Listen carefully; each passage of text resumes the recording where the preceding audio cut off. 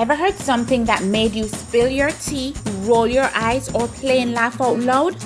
Welcome to Say What Now TV, your place for daily content on tongue-slipping, mind-bending social issues and trending topics around the world.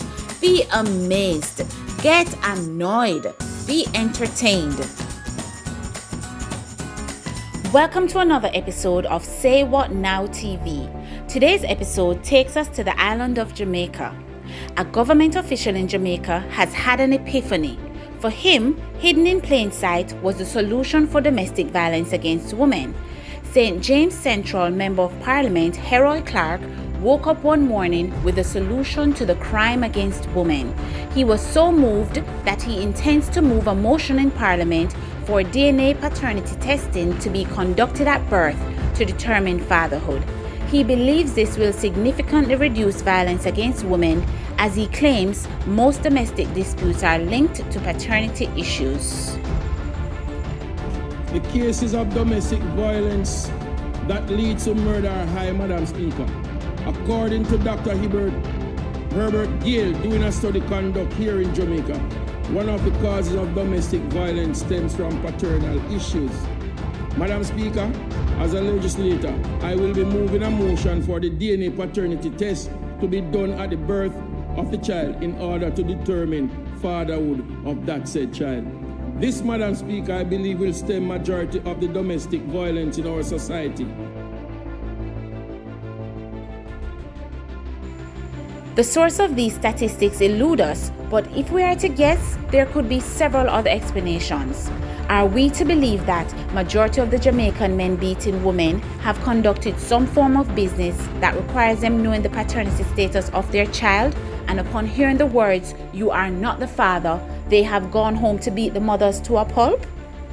This is puzzling because the most common way a Jamaican man is known to acquire paternity status is during the filing process for the child to migrate to another country.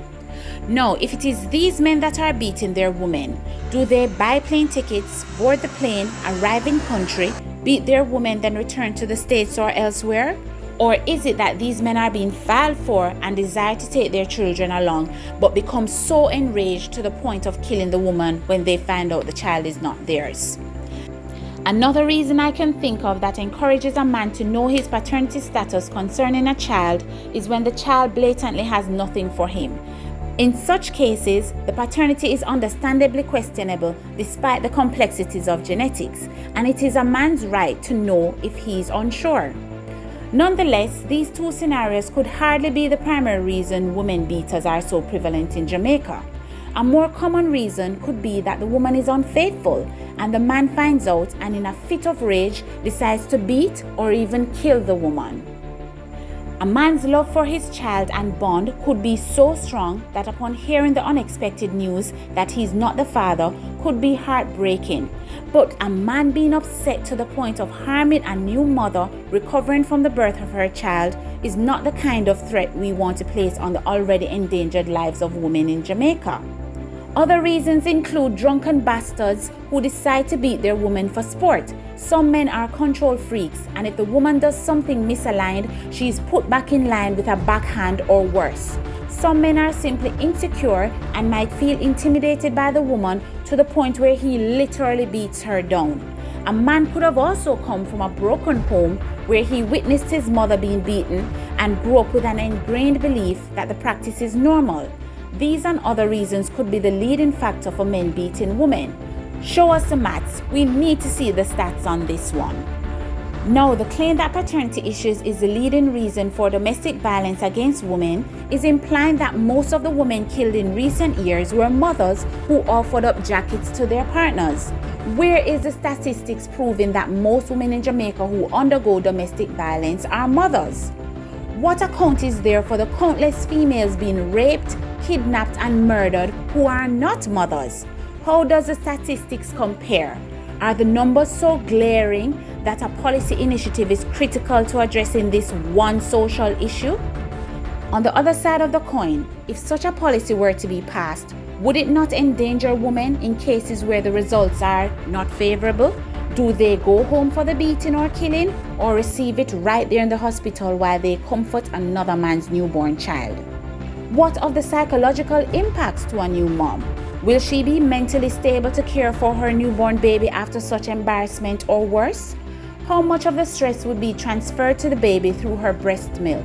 What of the issue of postpartum depression in new mothers? Could the stresses of a relationship loss or strain magnify her state of depression and even lead to suicide? Even the men are not safe. Could the knowledge of not being a child's father bring on a state of depression and even lead him to suicide? Could it lead him to murder-suicide? One of the most treasured and anticipated moments for an expectant mother is to hold her newborn for the first time. Should anything else be added to take away from such a pleasurable moment? The reality is that the bubble would be burst for some women and happiness would immediately turn to grief in the event such bad news is heard. The questions are endless surrounding this issue. Will a man, knowing he is not the father, be willing to sign the child's birth papers? Opening a can of worms must mean you have the ability and the resources to contain the effects. There is a saying that ignorance is bliss. Could this unwanted knowledge result in an increase in violence against women? When the mothers of unwanted babies are killed, will the state step in and take care of the children? What about the state of relationships, including marriage? If paternity tests at birth become a mandatory fixture in the fabric of society, will there be plans put in place to address new issues arising from broken homes? What of the mothers who rely on their partners for financial support? Should these women with their suckling child be put out on the street or even stoned? We have all been there, where we wake up with a cold sweat about an issue or have had a eureka moment and become overwhelmed with an intense feeling that we have found the solution to a problem. It is in that very moment we should stop and think, then think again. Social issues are complex in nature and can have a domino effect on the social fabric of society. A balanced perspective must be applied in addressing social issues, and due diligence must be given to ensure no stone is left unturned before any action is taken, especially at the policy level. Would a mandatory paternity test at birth do more harm than good? Be mindful before opening Pandora's box. Share your views in the comments below and be sure to like, share, and subscribe. Also, check out another episode of Say What Now TV.